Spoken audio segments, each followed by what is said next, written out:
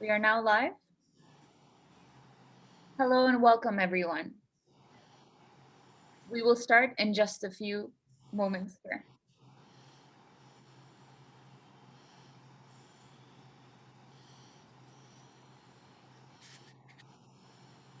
Welcome, everyone. Thank you for joining us for the 2021 UN South Asia Forum on Business and Human Rights. This is the session titled Tackling the Informal Economy and MSMEs. I'm Kavya from Q Design, and I'll be your technical facilitator today. The Q&A function will be on, so if you have any questions for the speakers, please use the Q&A box. The chat function for this session is disabled. Please note that the session today is recorded. If you have any questions about Zoom or require technical assistance, please feel free to privately message TF Kavya Rizal for help using the Q&A box. I will now hand over to Kelvin. Kelvin, the floor is all yours. Thank you very much, Kavya, and good evening to all, good morning, good afternoon, according to where you might be in the world. To be here at this second UN Forum on Business and Human Rights. We had the first forum in 2019. We didn't even know that there was something called COVID. They were able to touch and feel and see each other. We are all operating in a remote environment, but I'm happy to be here to be the moderator for this session. This course is being organized by the International Labour Organization in collaboration with the UNDP and the UNGP. The ILO takes responsibility for this session. And as I said, I'm Kelvin Sargent, and I'm with the ILO, the Sustainable Enterprise Development Specialist. I'm from Trinidad and Tobago, but I'm based in India. So I'm actually from the other side of the world where I think beginning to wake up for the start of their day. I'm happy to be here in this session because I think this is an important session, really. It addresses the challenges which SMEs or MSMEs, as we say, face, especially the informal ones. And I think the impact of the COVID-19 on enterprises will certainly be one of the things that we want to talk about here this afternoon. I think we all know that small and medium-sized enterprises generate over 90% of the total employment in South Asia. A large part of that employment is generated in the lower tier of the global and domestic supply chains. The region accounts for the highest share, however, of informal employment globally. So that while there are large numbers of MSMEs, a lot of them are informal. Okay, more than 80% of the workers in India, Bangladesh, Pakistan are informal. And therefore, they tend to operate outside the domain of labor law and social protection coverage and often trapped in the low-paid, what we call low-paid, low-quality jobs. All right? A lot of them are found in the lower tier of the supply chains, especially workers in what we call non-standard forms of employment, and own-account workers and home-based workers, all informal. And women, gender, are likely also to be engaged in non-formal standard forms of employment, informal and informal sectors in South Asia.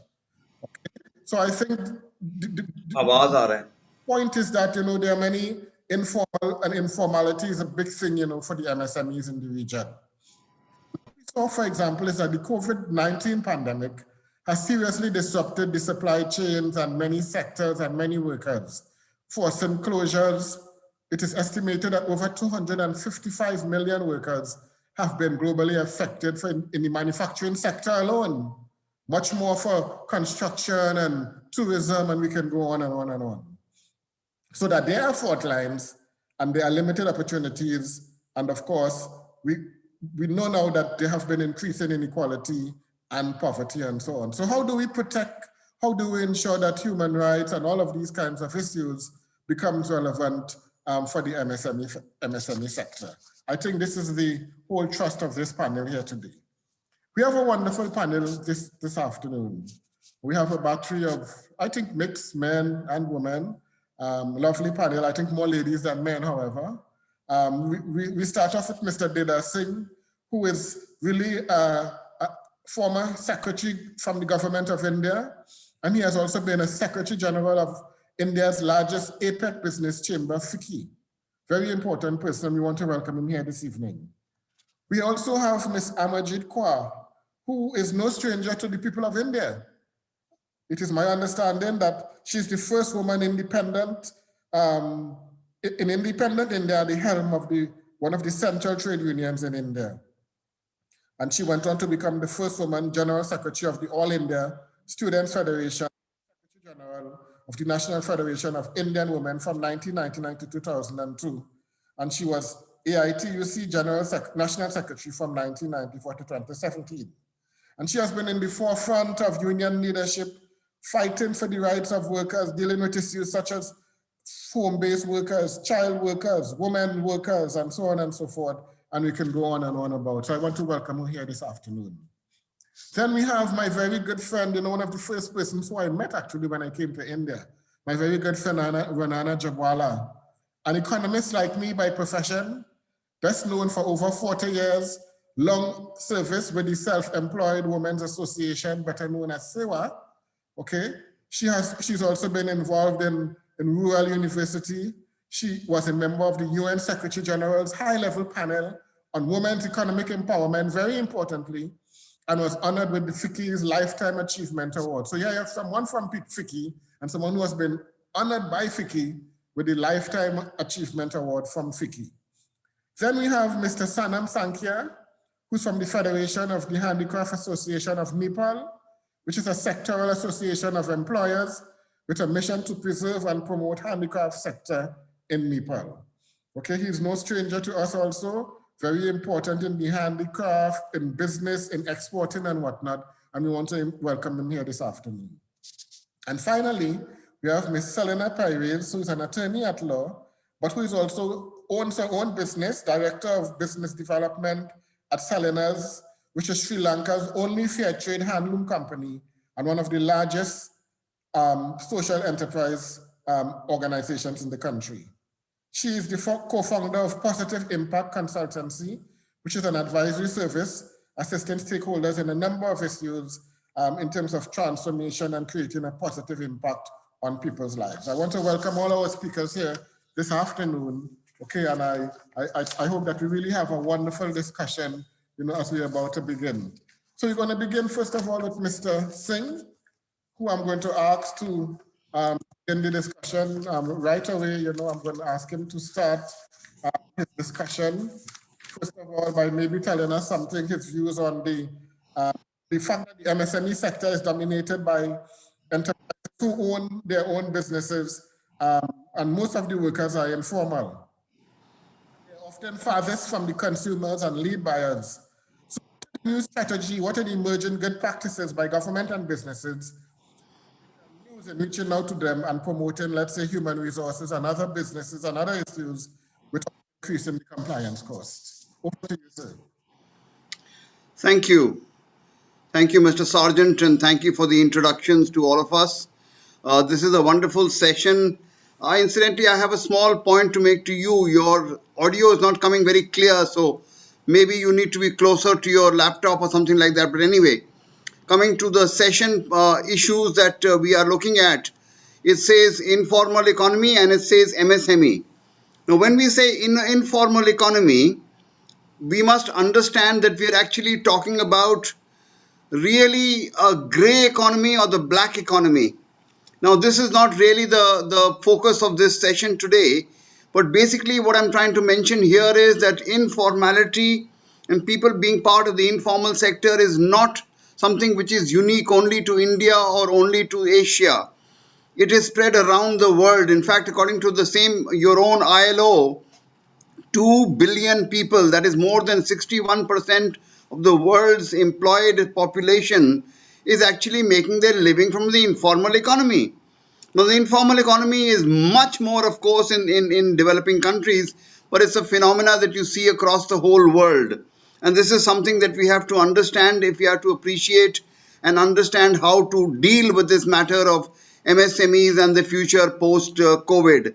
Now, what is the basis or what is the reason for this informal economy and informal sector? There is, of course, bad governance and there is underdevelopment. Both of them combined together to make this.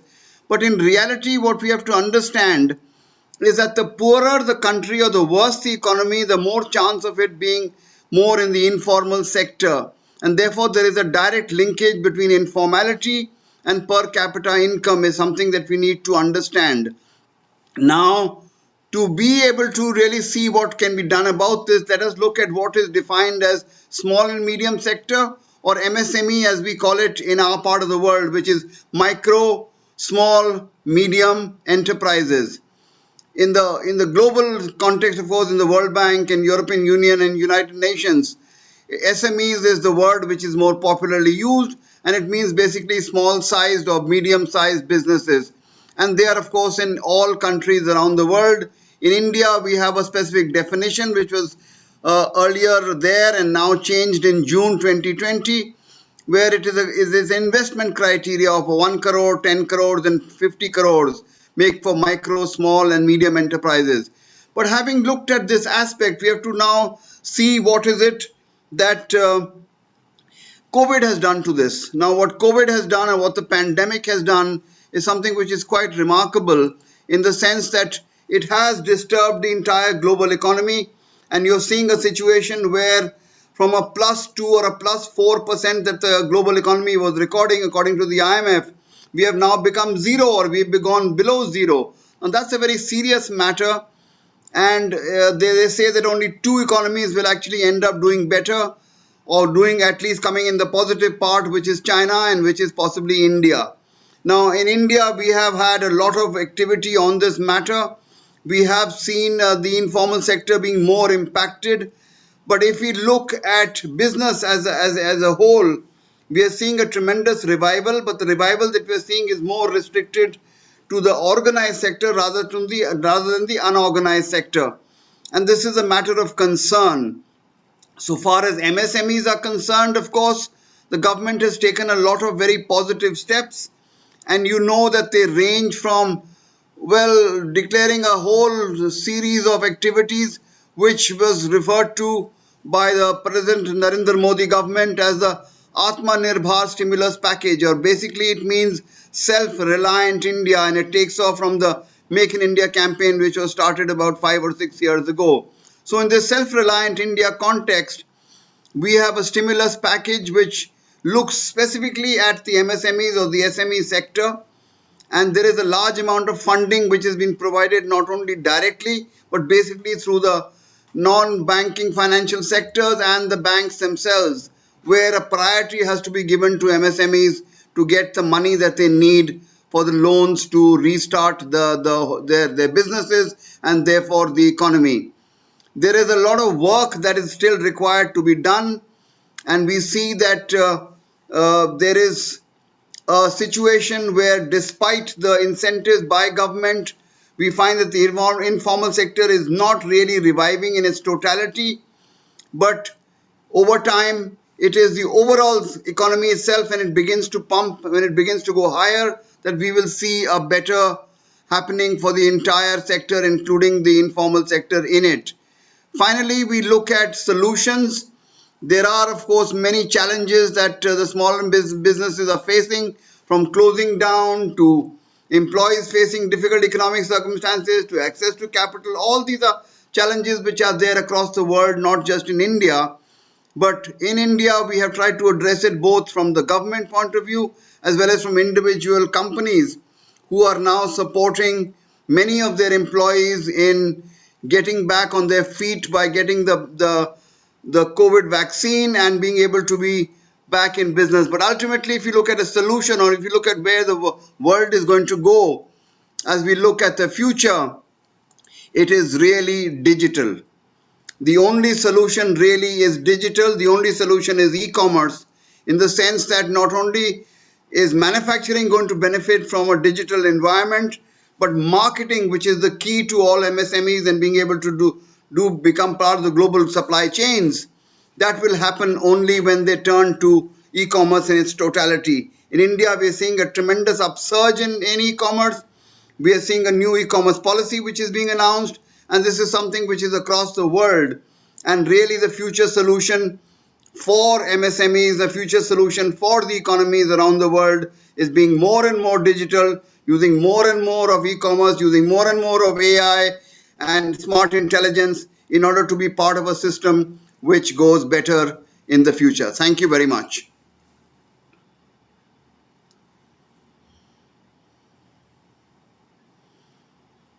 Thank you very much, Dida, for your opening remarks and your comments on the whole informal MSME sector.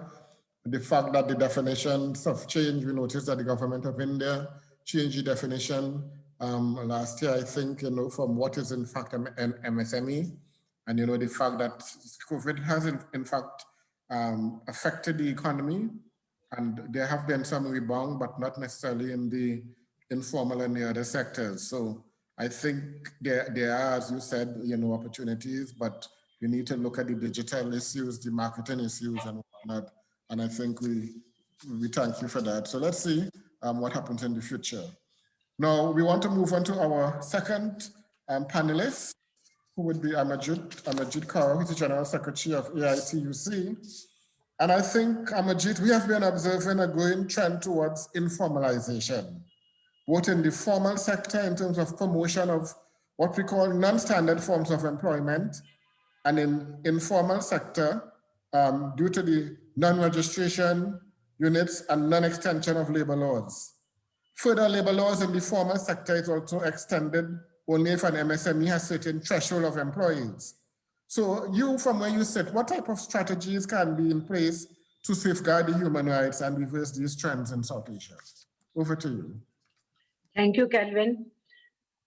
First of all, I must say that in our country, informalizing the formal economy was going on much before COVID came. And that process, we saw that even in the government departments, enterprises, institutions, our public sector units, everywhere, outsourcing was being made as a common thing. And our law, which we got about not to have contract labor in perennial kind of jobs, that law was being violated. And we found that contractualization and casualization and outsourcing was a continuous phenomena. So this is true that within the formal sector also, lots of informal economy grew in our country. And then we find that the sanctioned posts were not being filled up. Slowly and slowly in most of the places, including the Labor Department and Labor Ministry, we find the sanctioned posts were not filled up. And after a gap of 2 years, if you do not fill up sanctioned posts, then they are supposed to lapse. So in this way, regular jobs have been shrinking continuously, and labor suffered due to it, because we find in the labor departments, some places the strength required as per the sanction and the kind of work is there, only 50% are on jobs, 50% are not on jobs. Those seats are lying vacant. Even if you talk of inspectorate, there also only 17% seats have been filled up. You can understand 83% vacancies are there. So it varies state to state, sector to sector, and this has been the phenomena. Third thing which I want to mention is that our MSMEs, of course, suffered a lot during COVID. But suffering of our MSMEs had begun much earlier. In 2016, during this demonetization, which was taken up at a very large scale in India, and suddenly 86% of our currency in one single night was converted into just simple papers, and people suffered heavily. That was the time when almost 25% MSMEs lost their businesses. So India was already facing serious situation before COVID, and unemployment rate was also rising. MSMEs were also into problem. Then self-employment was becoming a difficult situation. Almost all the sector in this informal economy were hard pressed. Inflation was creating more problem. The workers were, their wages were not rising, but inflation was causing difficult for their living itself. So all that scenario was already there. Then when COVID came, at that situation, the way our government put up a lockdown within just 4 hours notice, India is too big, and we could have given time, as South Africa gave or Bangladesh gave and some other governments gave, a time of 2 days, 3 days, 4 days, which was not given. And within 4 hours, that whole total lockdown happened. So it became a lockdown, especially for our informal economy workers. They suddenly lost the job. So those who were in formal units, those who were in informal economy, they suddenly found that they are not there for their livelihood. And only the essential services under public sector and government sector, those employees kept working. That was necessary for Indian economy and Indian nation to go on, but the workers suffered heavily. And not only we, the Indians, the world over, people saw how our workers of informal economy had to walk thousands of miles, meeting with accidents on roads, dying with hunger and malnutrition, and they walked and walked and walked. All that is the scenario. All these were our workers from MSMEs or those around MSME units, the informal economy workers, or even the registered units of MSMEs, or a little above that. Those who were there who lost their livelihood because all the factories were closed.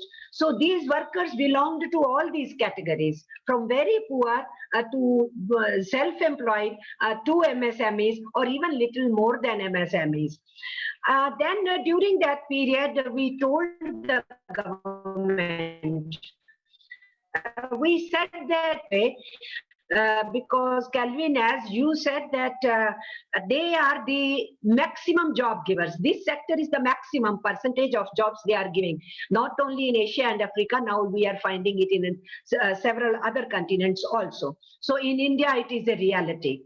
And once they had suffered during demonetization and suddenly during COVID period, again suffering of MSMEs, the manufacturers organization itself conducted a survey. And what was the result when they presented it in the month of June, July? They were telling that 34% or so MSMEs will never restart their work. And about 33% might start after 6 or 8 months. This they were telling in June, July. And rest of the MSMEs, which could begin a little bit of work after lockdown is over and unlocking has started happening, even they have not reached to the level where they should start coming to equaling their business, at least no profit, no loss. They will start making profit very little. So when we were saying that these MSMEs should not be allowed to die, we gave suggestion as trade unions to the government. And we told them that a bigger sector is in a position to pay to the workers. So what the Labour Ministry and Home Ministry had promised, that lockdown wages will be given to the workers. That promise should be fulfilled. Bigger sector can pay, MSME is finding it difficult to pay. So what the government should chip in there, and they should subsidize MSMEs, and the government should pay that portion of the lockdown wages to the workers. But this was never agreed. So MSMEs were in problem. They were not ready to pay because they said they don't have money, and the government did not come out to support. This is what happened, and our workers lost in a big way. They did not get lockdown wages. Second promise which was made was that nobody's job will go. Because of lockdown of COVID, those who were in job before lockdown, they will continue with their jobs once they rejoin.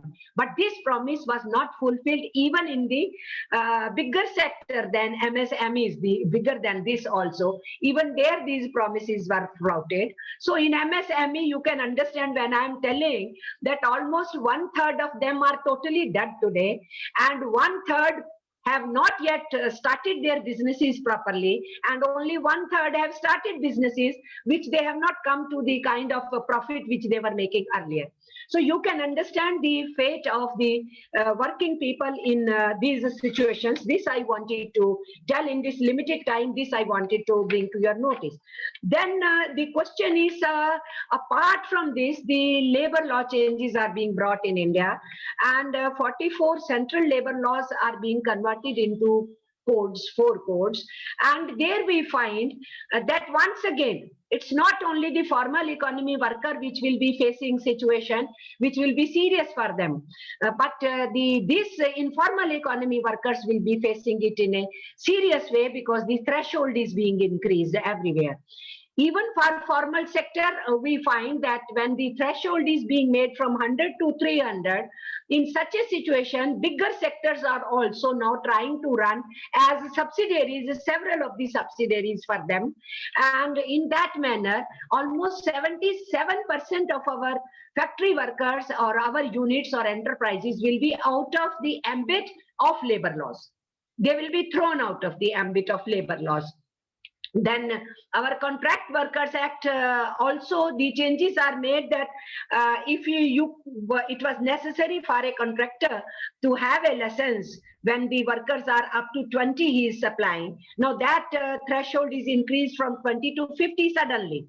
And then if anybody is providing 49 contract workers, then that person need not register himself or herself, and then not accountable for any kind of the services which workers should be getting, be it the health facilities, be it the provident fund facilities, any kind of facility, because he doesn't have license, has not to register. So all those workers are on mercy. So you are conducting these sessions on human rights. We have about 2 more minutes. Okay? Yeah. So you are conducting on these questions of human rights, and I would assert that workers' rights are human rights, and we find that the human rights are being violated. And these changes are bringing in a situation where it takes us to slavery direction, which we used to have 100 years ago, 150 years ago. All the hard-won rights are in difficulty now. Even there were attempts to make changes in ILO Convention number 1, which gave us 8 hours working day. 8 to 12 hours, officially they wanted to make changes. And we trade unions even had to complain to ILO. And ILO DG had to write to Indian government. And then there was going back from that situation, and we saw to it that legally it is not. Still one government had gone, and now Supreme Court of India had to nullify that law. So that is the situation. So all the changes which are being made, those changes are further making the whole thing as exclusive for our workers. Occupational Safety Health Code or Social Security Code or IR Code, Industrial Dispute Act code. In that whole situation we are finding, including the Trade Union Act, is also being weakened, being diluted. So collective bargaining is under threat. All these workers of informal economy were protected through collective bargaining process by organized trade unions. Now, if the unionization itself will be a problem, we can understand what will be the fate of our workers. So international labor standards need to be respected. We are signatory to so many ILO conventions, but that is under threat. Now, if you ask me what we should do, how to reverse the situation, we are on the path of war. We are asking government not to have these kinds of labor law changes. Let the economy come to some fore. There should be some discussions, tripartism and all, but the way these codes were passed in parliament without any discussion and without even the presence of opposition MPs, this shows that the government is out to help only corporates of Indian and foreign brand. And here I should openly say, they did not help MSMEs. Just now you heard Didar Singh ji. He said that more loans will be given to them. They are already under indebtedness. So more loans will be given to them, not to bring them out of that situation of indebtedness. So MSMEs, who are the biggest service job providers, they are in difficulty. And what we need to do is, the government should spend in giving help to these. Government has given lots of help and the package, to the corporates. But the government has not come out the way it should have come out to MSME sector, which is the biggest job provider in India. And that's here we as trade unionists, I feel that labor law changes the way they are being made. Government need to re-look at it. Otherwise, it will be too dangerous and pushing our labor force towards a situation of slavery, which will be very bad. Wages are getting depressed and lockdown wages we did not get. Retrenchments continued. Government took back its own orders when the case went to Supreme Court. So the result was that there is nobody as a father or mother for our workers, because the government which is supposed to take care of them, that government is backtracking. So I am here, and if there will be questions, I will reply. But I strongly feel that informal economy is getting totally neglected, so its workers are totally neglected. There needs to be something to be done, and we should say human rights are rights of workers also. Workers' rights are human rights also. Thank you. Thank you very much, Amarjeet. I mean, you've made a number of, interesting points. I think the whole point about reminding people that even before COVID, the whole SME sector have constantly been affected, and you gave the example of demonetization, a couple of years ago, I think in 2016. And I had read about it even before I came to India about demonetization. And yes, COVID, the whole COVID-19 pandemic and the issues of lockdown wages and the impact on wages and whatnot, the issue of labor laws, lack of collective bargaining and all the labor codes and whatnot. I think you call for greater social dialogue and tripartism and consultation. So thanks very much for that wonderful presentation. And now I'm going to turn to the next speaker, Renana Jabwala. Renana, sorry, what are the opportunities and challenges in addressing businesses and human rights in the MSME sector? It is a sector that you've worked in. We've learned that a lot of it is informal, and given the high level of informality and whatnot of the sector, how can we, address this question of, human rights and so on, and business and human rights and all of these issues in such a sector? Over to you, Renana. Thank you so much, Kelvin. And thank you for inviting me to this very important seminar, especially since you have put the rights of the informal economy as human rights. And human rights very much includes economic rights also. Before I start, I cannot resist saying something that I'd like to remark on something that Mr. Didar Singh said. The informal economy is neither gray nor black.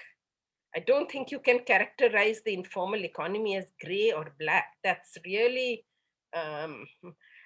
putting down 80% of India's workers, not even counting agriculture. Agriculture is almost 100% in the informal economy.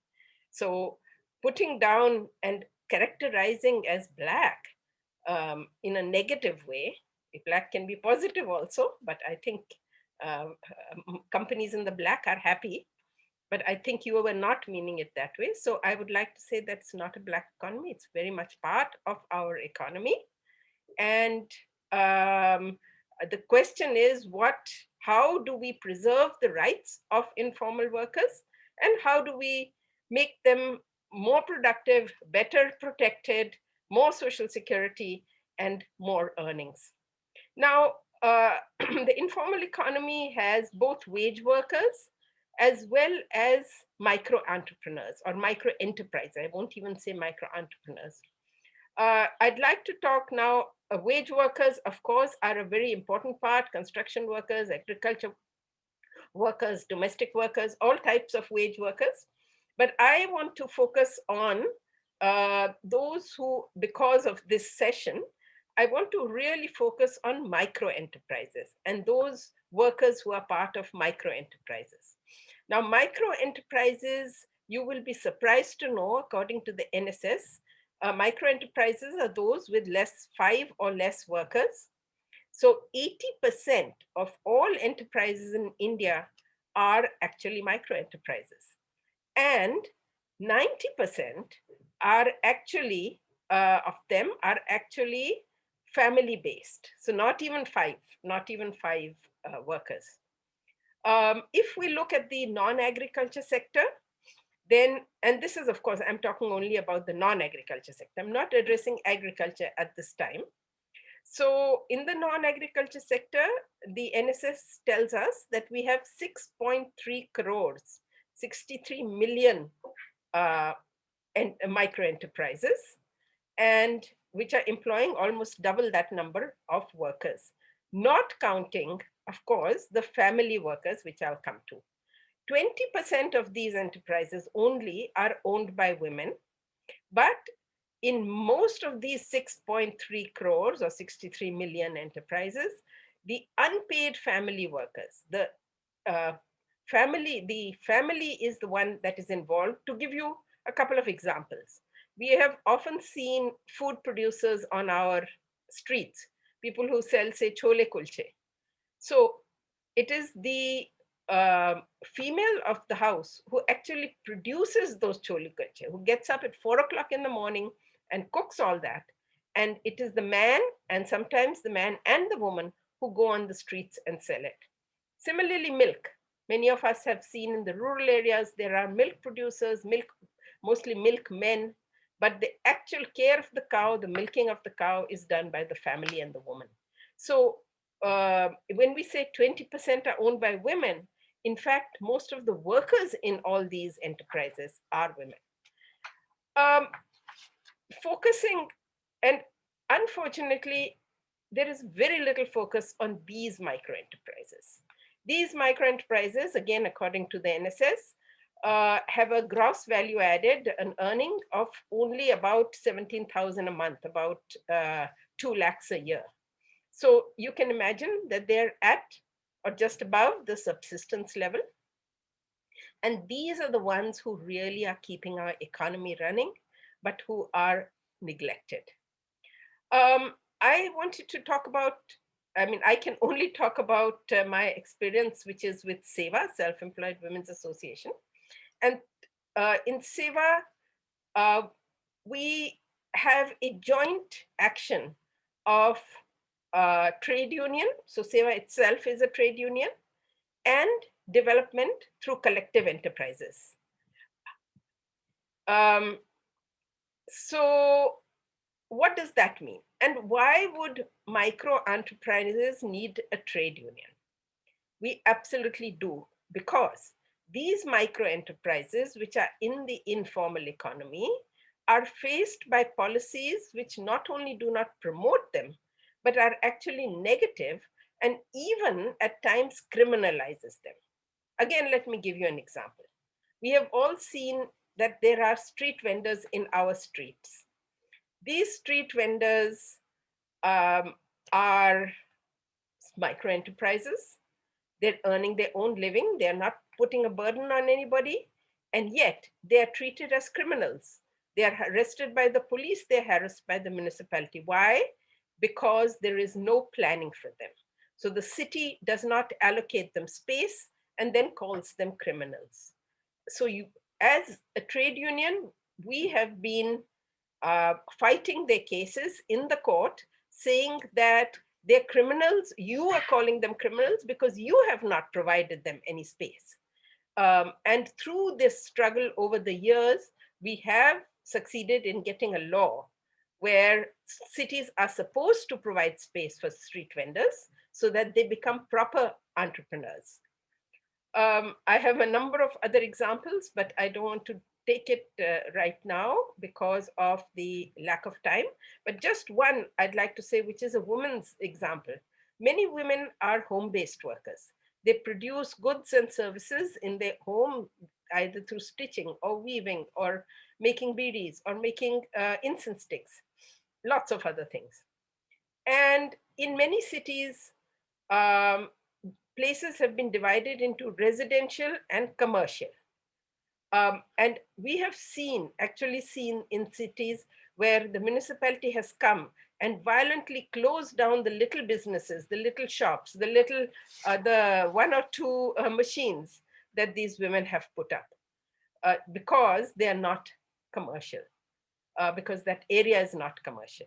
And that, again, the trade union has fought and said that in those areas where dwellings are small, where people are poor, they should be allowed to have mixed use. And these are just two examples. I can give you lots and lots of such examples where policies actually are against these micro entrepreneurs. But then we also have to look at the developmental side. So this is the issue of how do you organize, how do you form a trade union, and how do you challenge these anti-policies. On the developmental side, we find that these micro entrepreneurs, these small micro enterprises, I'm calling them entrepreneurs, though many of them are just survivalists. They do not have access to many things. Again, because of lack of time, I can't say it all, but I would like to say their access to finance is highly limited. We know that there have been special packages for MSMEs. I do not know of a single micro enterprise who has got access to this package. Why? They're not incorporated, they're not registered, they don't keep the proper books of accounts like the banks want them to. So there is a big gap there. In fact, there has been one scheme which I should tell you about, which is called the Swanidhi scheme, which has been giving a small loan, very small, of 10,000 rupees to street vendors. But apart from that, they have no access to finance, whether after COVID, during COVID, or before COVID. And this is a big lack in our finance system, because we do have microfinance, which is for very small loans for consumption. We have business loans, which are much bigger. Ms. Didar Singh started at crores. These people need 2 lakhs, 3 lakhs, 5 lakhs, 50,000 even. And banks are not willing to give it to them. Often they have to take from money lenders at very high, often 5% per month interest rates. And again, in Seva, we find that they are excellent repayers. We have formed our own bank, which is an A-grade bank under the RBI. And women take the loans anywhere between 20,000 to 5 lakhs and are able to run their businesses. But it's a big gap in our system. The second type of thing that is very important, there are some people, I would say about 15% of these enterprises are totally entrepreneurial and want to work on their own and can grow. But most of them, as I said, are more survivalist. And if they are to flourish as enterprises, then it is necessary to collectivize them. And our experience has been to form cooperatives, or to form even producer companies or other type of companies, or federations. There are many ways in which an enterprise can be collectivized. And once these informal workers come together, they pool their resources, they enter the market collectively, they register, and once they are registered, they can also get loans from banks. In Seva, in general, over 30 years, we have formed more than 150 such collectives. And, you know, in general, collectives or enterprises, and especially small enterprises, have a very high death rate. So we find, according to statistics, that in the time period 30 years, almost over 90% of enterprises do disappear for different reasons, of course. It may be internal reasons, maybe the market changes. But in Seva, these collective enterprises, we have found a survival rate of 56%, which is more than, much more than the general number. I'd also like to say recently we did a study, and this was a study in the whole South Asia region, on what was the effect of collective enterprises. These were women's enterprises and mostly home-based workers' enterprises.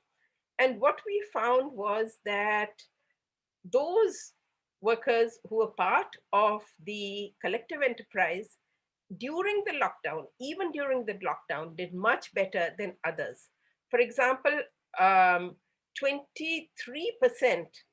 of women who were part of the collective enterprise had no work, whereas nearly 70% of those who were not had no work. So in fact, being part of an enterprise, a collective enterprise, which has a social reason to exist, they are able to be much more agile in the market, as this COVID experience has shown. Another issue I'd like to raise, and I'm glad Mr. Didar Singh raised it, is the importance of the digital. Especially in the lockdown, we found that so many of these small enterprises were unable to reach the market, and we had to help them through digital means. And in fact, we helped them to link and even set up different types of digital marketing, from WhatsApp to platforms. However, we find that there is a very big digital divide.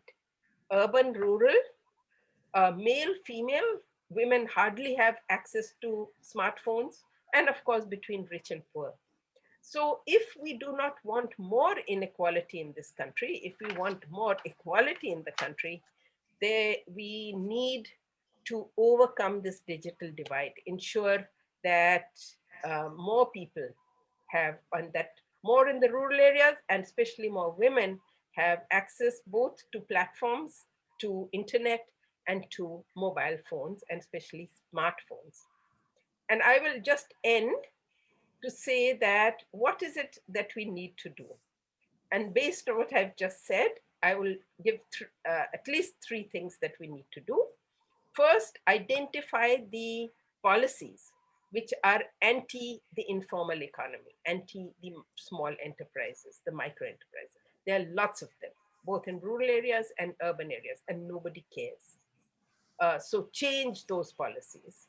Secondly, we really need a whole system, like we have microfinance, we need a micro business finance system, which would have different norms for where it wants to give loans. And we do have many examples of that, and those can be upscaled. And finally, I think the most important thing is to organize them both as union so that they can fight for their rights, and to organize them into collective enterprises.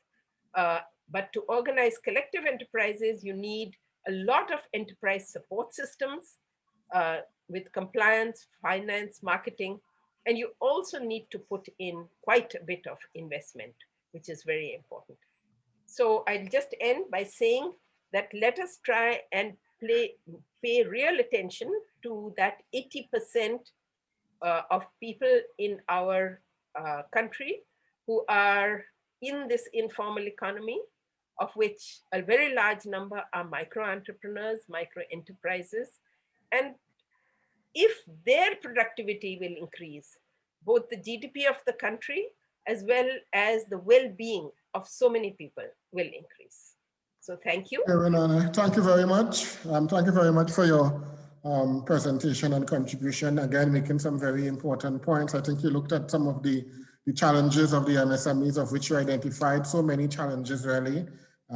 Policies, from access to finance, all of these kinds of issues, but certainly making a strong case for, we look of the policies, a strong case for a microfinance business system, and a very strong case for organization into collectives, into federalization of them, and of course, giving them the necessary support. So again, thanks a lot for your wonderful contribution.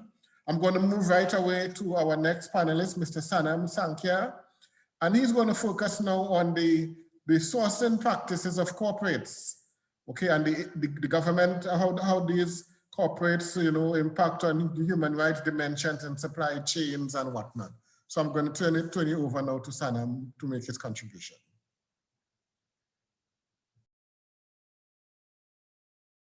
You need to turn on your mic. We're not hearing you. Thank you, Kelvin. Thanks. Talking about human rights, so it's a very big issue. So let's talk about the information discrimination. So government makes policies and they have to discriminate it. And it's a right of the entrepreneurs or all the nationals to know about that. But we find that is lacking in all. Let me talk about the handicraft sector. We have about 2 million handicraft sector workers, enterprises, and among them, 85 to 95% are informal sector. And during this pandemic, so most of them are affected, as in India, as earlier speaker said. We have most of them are affected. They have a hard in living, and after that also we are facing post-pandemic effects also, because the handicraft goods are not necessity. It's luxurious, and they buy only when there is excess after leaving. So that is still problem, but the government has given some facilities for the SMEs as well as other enterprises also. But the procedure to get those facilities are not easy. They have some lengthy procedure. And of course, the small enterprises and micro enterprises, they don't have all the documents ready, all the accountancy ready. So that is why they couldn't get that. And most of the informal economies, enterprises, they couldn't get it because they are in informal sector and nowhere is registered. They are out of the facilities. They couldn't get the facility. So even those who are in formal sector, they couldn't get the facilities because of lack of information. Even government has given some facilities like soft loans and SFF, Social Security Fund facilities. Is most of the enterprises could get it because of the informal economy, informalization. So there is, and all the facilities that is given by the government is announced once and is not discriminated to all the people, all the sectors. So it is very hard for them to get, and the legal processes also.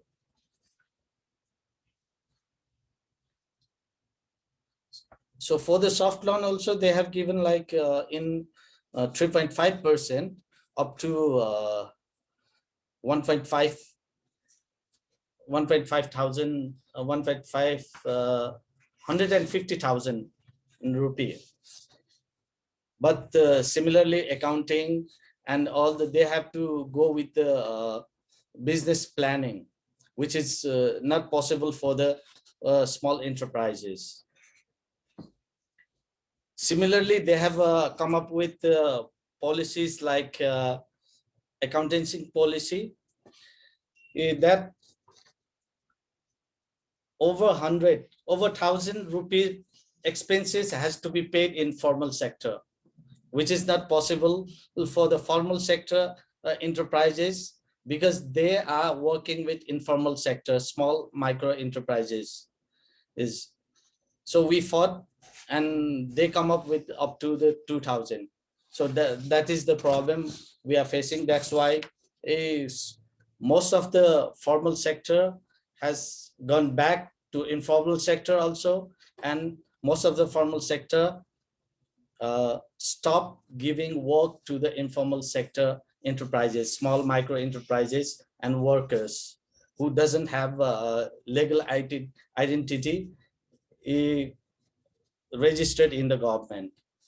So that has hit another hit for the small micro enterprises, for the workers in informal sector. And social security fund, they are trying to force it for all the enterprises, even self-employed, and which has practical issues, because all the handicraft sector workers, they are working in, some are working in salary base, that's SFF is fine for them, but for those who are working in piece rate and part-time workers, they cannot go for the social security fund, because if they go, the product price will be higher by 20%, and the payment, the worker will get payment less by 11%, because SFF fund we have to pay 31%, and 20% has to go by the employee, and 11% from the takers who gets it.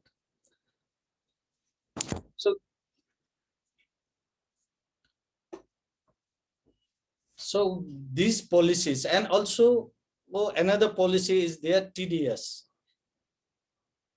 If more than 20,000 has to be paid to any worker, that has to be deducted, tax deducted system is there. We have to deduct tax of 15%, which is not impractical for the small SMEs, because their yearly income is about 450,000 rupees. So for 450,000 rupees, tax system has said that they have to pay only 1% for the income tax. But when they get payments, the company has to deduct 15% TDS in their payments, which is they are paying excess taxes by the small economy workers, and we don't have tax return system. So, and also government is giving facility that government has announced, will buy the local products, Nepali products which are produced locally, even if they are 15% higher in price than other imported goods. But when they go for the procurement, they say they need to have a VAT system, value added tax. But the handicraft sector, we don't have to register in value added tax. We are free of value added tax. So that is recorded, that is in a policy, they have policy that they can buy with the PAN number registered entrepreneur without VAT, but the officers, they don't know, or they have no proper information about their government law. They don't want to buy from us. They ask for the VAT number, value added tax number. So this is the practical issue, and we can see that even a government official, they don't have proper information of the laws, how it could be that informal sector workers and workers from villages will know all the information, all the subsidies, all the laws of the government. So that should be information, there should be information center for discriminating all the laws and rules of the government. So for that, we have an interaction with the interaction. Yes. I said you have 2 more minutes. Okay. For that, we have interaction with informal sector entrepreneurs. So they don't want to go formal. we asked why it's happening. It's because lack of information, lack of knowledge, illiteracy, not having idea about the value of their skill, regulatory hassles, fear of legal compliances, administrative policy hassles, complexity in the registration procedure. Of course, the government has said the registration is free for the small enterprises, but the information is not yet discriminated properly. Many of them doesn't know about that. And regarding this, we, EFHAN, Federation of Handicraft Association, along with ILO, has made a strategy for making in all, most of the, let's say, we'll try for the all informal sector to formalize in a proper way. So we have made a strategy, and we will go to the government with the strategy, and we will ask government to follow and help in the strategies. For that, we are going to make a forum, set up a help desk in our organization, conduct information about formalization and benefits that formalization can get. And we are planning to print and publish a manual on formalization, incorporating its concept, procedure of formalization under Nepali laws and its benefits, and to conduct a baseline survey for proper implementation of formalization procedures of the for the handicraft sectors, and to develop a code of good practices, the implementation of formalization procedure in handicraft sector. Thank you.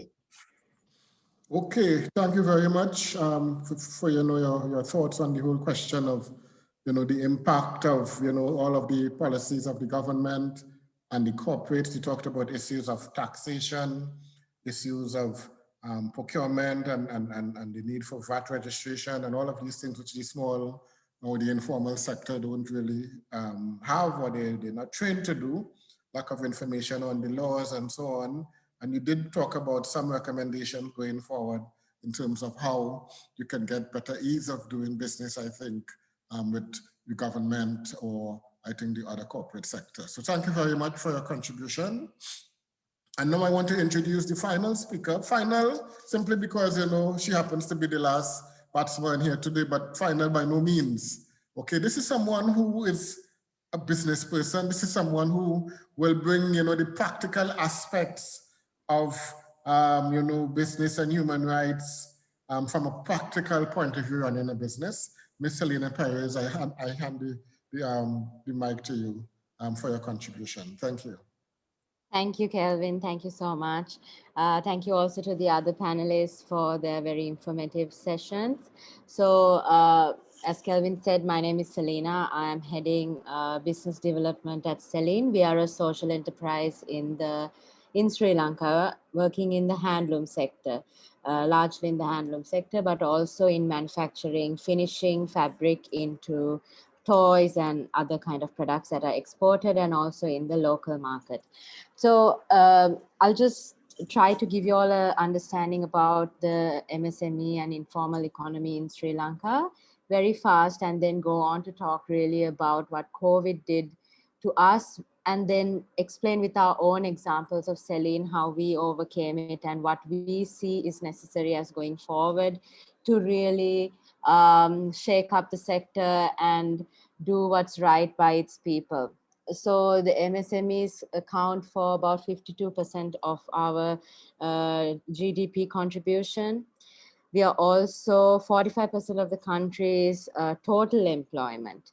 And about 2/3 of the total employment in Sri Lanka in whole is informal, which some of the latest data coming out of the ILO. And as they say, and as I agree, it's quite concerning. It's concerning because when COVID hit, March, April last year, when the country went into lockdown, actually the world went into lockdown, what we saw was a devastating hit on the informal sector of the country, in particular women. So, I mean, I know this rings true across South Asia, across the world, but the Sri Lankan example is no different. We saw people going, well, without salaries, of course, without food. Domestic violence was on the rise. And now with schools still shut down, women are unable to come back into the economy, even informally. And there is a huge social and economic issue that is brewing in the country. And as we go ahead, especially with the political instability in the country at present, stemming from the terrorist bombings that we had last April, which saw our economy, the largest sectors of our economy taking a hit, such as the tourism industry, and now taking a double hit with COVID, Sri Lanka really is in trouble in that sense. So how do we go forward? Everyone's talking about SMEs now. Everyone's talking about the informal sector. But I think, as a lot of what the other speakers said as well, it's simply the problems that were already existing within the sector were just merely exacerbated during the COVID. Nothing is different. Access to finance was always an issue, and now it's even a greater issue. So, I mean, I don't want to get into this because a lot of the speakers spoke about it, but large level reforms, just looking beyond COVID, but taking into account that crisis is going to be very much a part of our future, needs to be formulated if we are to go ahead, and to also to take the contribution of the sector into our economy. So what did we do at Celine? So we are an SME. We are one of the bigger SMEs in the country. We're 30 years old this year. And last year, during March, when we went into shutdown, our retail shops shut down, our exports stopped because we couldn't send anything out of the country. And frankly, it was a period of the first 2 weeks were a nightmare. It was panic. We didn't understand what we had to do. And, if we were not a social enterprise, the first thing we would have done is to lay off our staff, which a lot of the large corporations in the country and across the world did. But no, we got a directive from our chairman that no one at Celine was to go. And we in the management had to figure out how to keep our workers together, how to keep our artisans rather. An extended artisans of almost 1,000 women in our network, we had to keep them together. So what did we do? We used our fabric to create masks, fabric masks, which was a PPE at that time. And we very, very quickly pivoted into creating these PPEs, which were environmentally friendly and also meeting WHO standards. And that's what saved us last year. We sold over 300,000 masks to this date, which is not a big number when you compare the need in the world, but it's a big number for us, especially for a SME in the handicraft handloom sector. And we were able to give work into our homes. And it's in fact our flexible working model that enabled us to continue operation. So we don't have centralized factory units, even though we do have it to a certain extent. To finish our product, we have the working from village concept, right? So while now the working from home concept is quite popular in that sense, we've been working from the village for, well, the last 30 years. So what we did was during COVID, the government was quite helpful to us exporters. They really got us the curfew passes. They got us the necessary kind of, they enabled us to work. So our factory staff were able to go into villages at the risk of their own health, but with the safety precautions to really distribute the work and now to keep the orders flowing. The corporates of Sri Lanka, some of the largest corporates reached out, they bought our masks. We were one of the first movers in the country to create local kind of handmade masks, and that really resonated. So my point of saying this is that during COVID, there were partnerships that assisted SMEs to really come and do what we had to do to protect our people.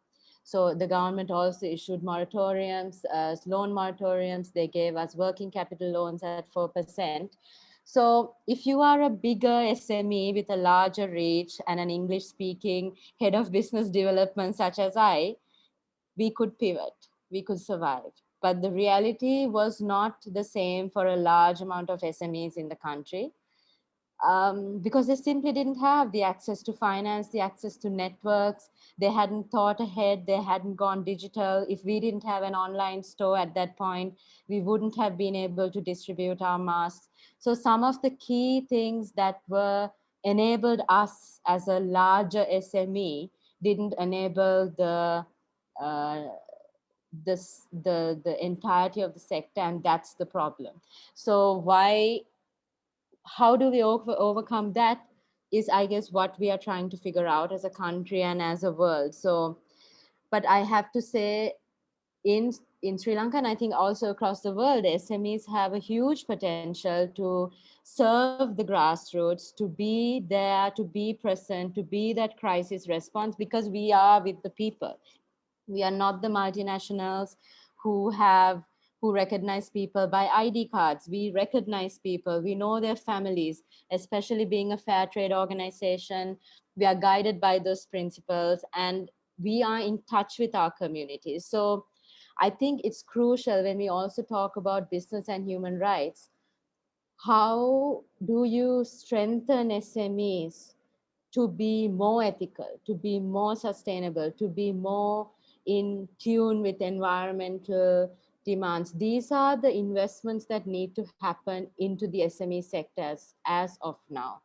I believe while the whole discussion about the business and human rights around the world is largely focused on governments and multinationals, and they see SMEs maybe as beneficiaries of government action and multinational action, I believe that SMEs can be the driver of the whole business and human rights discourse across the world. Because you have seen the resilience of our sector during COVID. The world has seen how much, like I said, in touch we are with our people. We didn't lay them off. We didn't go for unnecessary salary cuts. This sector is more resilient than many thought we were. So I believe the entire discourse can be spearheaded by us, not as beneficiaries, but as the drivers. And that is something, a shift in thinking that needs to happen even in the discourse if we are to be more resilient to the future crises of the world. In Sri Lanka, I also have to add that SMEs. If we can do it in 2 minutes time. Yes, Kelvin, just in my closing remarks. So what we see, Kelvin, really is that the Sri Lankan government, and even donors to a large extent, I think, look at SMEs with a very livelihood focus. Similarly, they look at the business and human rights discourse with a human rights focus. Absolutely, those are necessary. Those angles, the way that it is looked at, is vital, because that is the core of the kind of United Nations guiding principles on human rights, and the core of what the large kind of development sector wants to achieve. But I think there has to be a shift.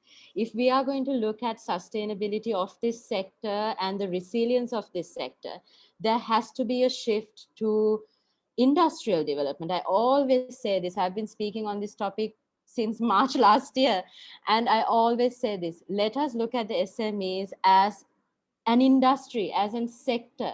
What would it take for us to have better ease of doing business? How would it What does it mean and what does it take for us to do business? How can we export? Less than 5% of the SMEs of our country are in the export market. Why? So these are questions that industrial development thinkers have to think about. How can our sector contribute? And at the same time, while we are contributing to the larger economy of the country, while we are exporting, how can SMEs be assisted to have better due diligence processes? How can we measure our impact? How can we talk about our stories? How can we use our stories to market our product better? So these are the interventions that the development sector too has to look at if they are to help SMEs become more resilient. Ad hoc piecemeal interventions have to stop because they are causing more harm than they are doing good.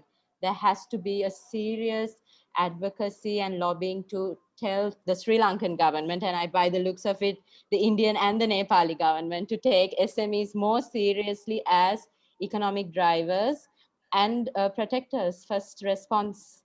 We are the first responders and we can handle crisis. So thank you, Kelvin.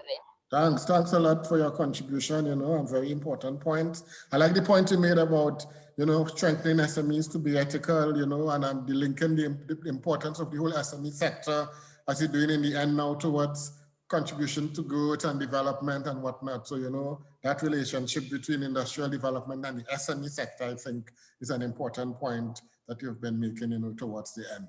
So I think we've had some wonderful points made here today, some wonderful discussion. I'm not seeing any questions. I thought by now we would have been flooded with questions, but I'm not seeing any questions. What I'm going to do is I'm probably going to open up the floor. If there's anyone, who of our attendees would like to come in and maybe pose a question or two to our panelists, we will open up the floor now, or the virtual webinar, as we call it, and we can take possibly 2 or 3 questions. You can either direct it to a particular person or you can direct it to the panel. So we will do so now. It is open.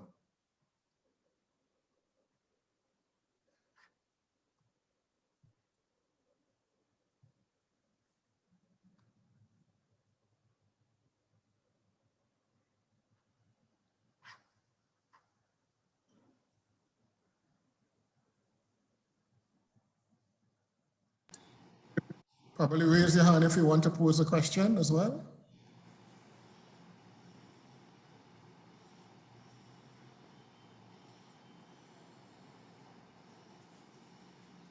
I think there's one, Kelvin, Renana. Okay, yeah.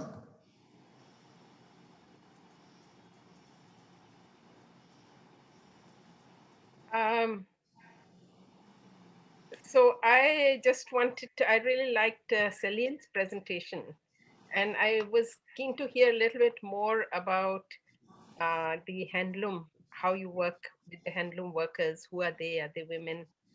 And how do you run this organization? Maybe we can take a few and then we can come back. Maybe if there are any other questions from the attendees, we can come back. What we can also do is maybe I think, since there's no one coming in as yet, I'm going to ask you to respond, Sanina. Thank you, Renana ji, for your question. So we are set up as a social enterprise. So while we have our own dyeing plant, our own finishing factory, and our own shops, the rest of the handloom weavers are working in villages in units that are monitored and kind of nurtured by us. So they are independent, but we work with the fair trade principles, and the idea is to take them out of the informal sector gradually. So we have 2 or 3 workshops that have actually kind of risen into proper businesses. It's a slow progress, but it's something that we are committed to do. We also have units of workers who are working alone at home in groups of 2 or 3. We have flexible working hours for people who sew with us, who can drop their kid off at school, come, work for a couple of hours, go back home. So while we have about 400 people working for us directly, the rest of them are working indirectly and by definition are in the informal sector. But the way that our business is set up, especially through our foundation, we make sure that they have voluntary saving schemes to then kind of assistance on financial management, health services provided, etc., to make sure that they are not vulnerable to the many issues that are faced by rural women. So it's women. 99% of our organization is women, and largely women who are unable to access work in the mainstream, mainly due to lack of childcare, lack of senior care. And the only option, very ironically, is that they migrate as unskilled labor out of Sri Lanka. So we are based out of Colombo, out of the capital, and we are in the center of the country. I hope that answers your question. Kelvin, may I make a few comments? Sure. What I in fact wanted to do in the interest of time, because we have about 10 more minutes, so I'm going to ask each speaker now to maybe give a 2 minutes or so close comment, and then if you, in so doing, you can also speak about, from your point of view, the major, let's say, business and human rights issue that you see in today. You can come in and end up with those kinds of issues. So 2 minutes per person to wrap up. Over. Thank you. Thank you, Kelvin. I'll only mention that I think what Serena said and what Amarjit ji also said, basically the situation before and after COVID is really what the situation was prevailing in the last 5 or 10 years. There's no real change that has actually happened. It's just that some of it became more attenuated and informal sector got impacted very badly. Rinana ji raised an issue that I talked about, the grey economy. Let me just mention to you, Rinana ji, that the world only recognizes a formal economy. The world does not recognize an informal economy. Even ILO itself, as you know, has a tripartite arrangement. The informal sector is not represented.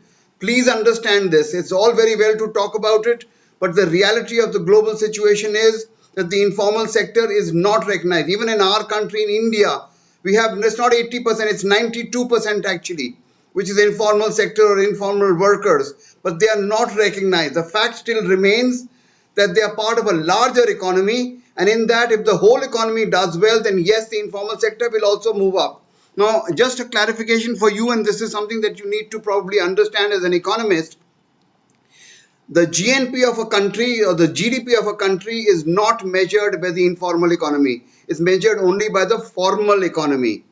There are certain aspects of the informal economy which enter it. Italy, for example, has now started taking certain aspects of the informal economy and measuring it and bringing it into their GDP, but most countries do not do this. It is something that needs to be done. In fact, when I was in the ILO Future of Work program, I mentioned out there that the informal economy needs to be represented, but it has not been represented anywhere at all. Anyway, coming back to the situation that we are discussing today, every country recognizes that the SME sector or the MSME sector is very important and is trying to revive it in some manner. It revives only if there is more. Well, all countries around the world are doing the same thing. They're trying to formalize aspects of the informal economy. Though Amarjit Kaur has correctly pointed out to us that actually it is a formal sector which is becoming more informalized. But the reality of government policy around the whole world has been to formalize more of the informal sector, and that they try to do with digital payment systems, digital value chains, digital connectivity. And in that sense, the solution of e-commerce that I was mentioning to you is really the solution going forward. And I'll end by only saying that all of us, including organizations like SEBA, organizations like FICCI, organizations which are employers organizations and other organizations, all have to raise the voice and say that the informal economy needs to be recognized and the SME and MSME sector needs to do better if the global economy in the world must do better. Thank you. Thank you. Amarjit, 1.5 minutes.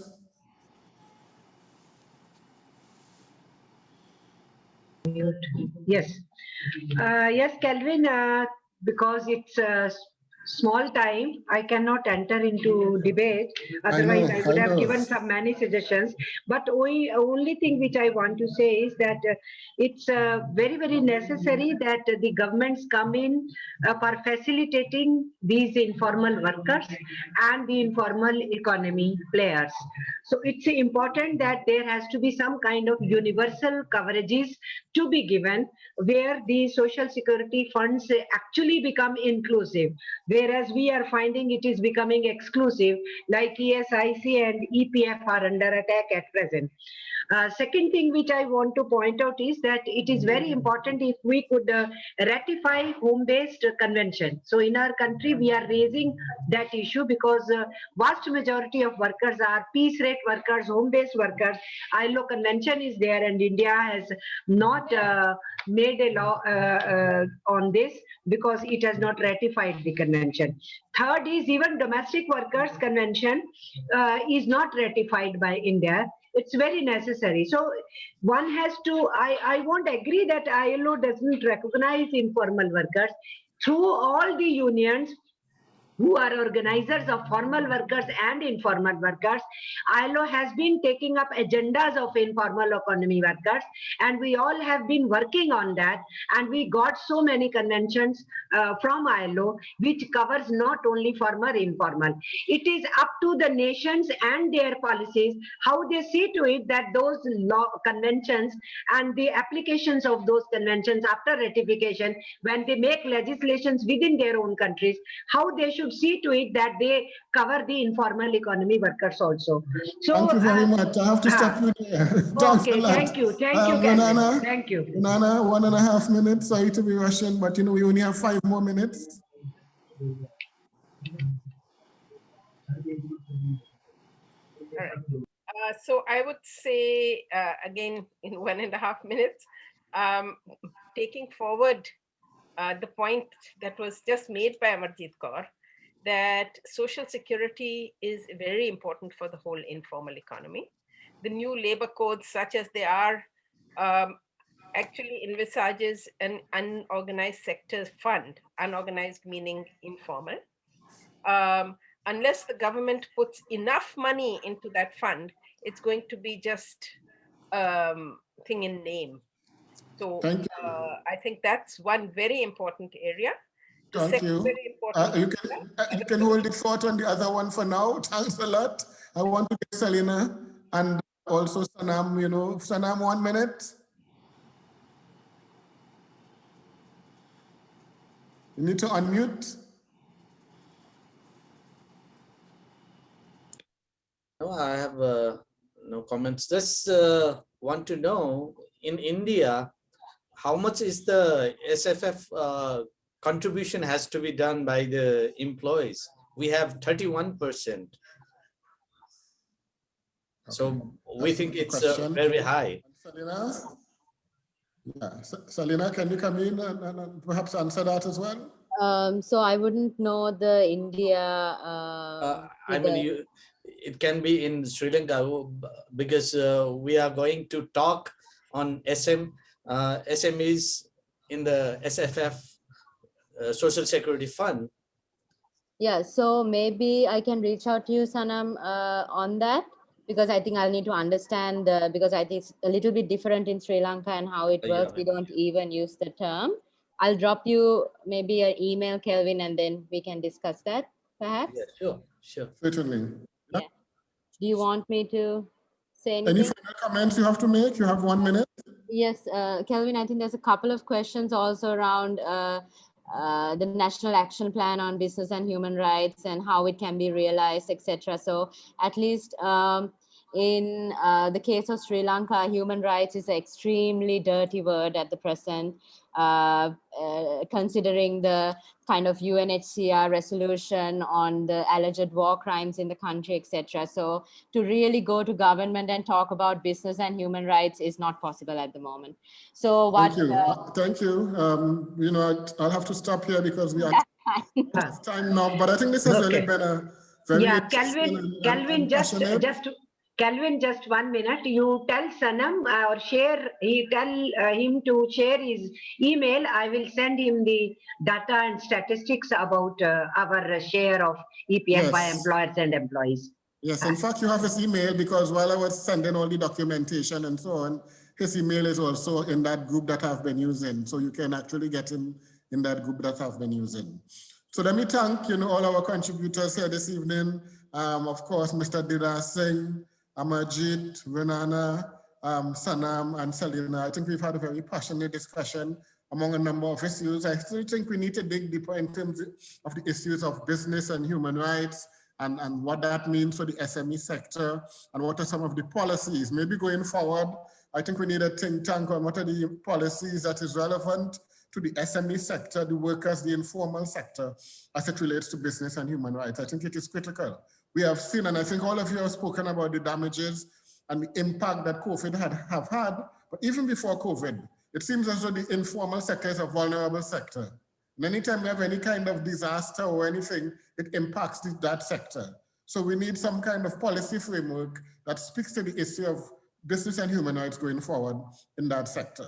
So with those few words, I think we're totally out of time now. I want to thank each and every one of you for joining us this afternoon. Very rich, very lively panel. I look forward to hearing from you, to seeing you, and to continue the discussion going forward in the future. Okay, thanks a lot, and thanks to everybody. Thanks to all our attendees, our panelists, our facilitators. I want to thank the hardworking facilitators in the background, Kavya and colleagues. We really want to thank them in the background for doing all the technical work, all the IT support and so on that we have had during the course of this forum. Once again, thanks everybody, and I look forward to seeing and hearing from you in the future. Thanks a lot. All the best. Thank you, Kelvin. Take care, everyone. Thank you.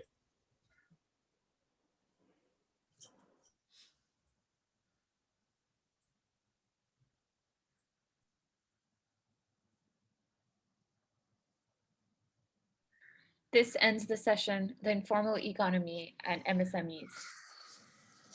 The next session displayed in this room will be, What do family-friendly policies mean in South Asia? Extending policies to protect the majority of workforce. The session will start at 6 p.m. Indian Standard Time. Thank you.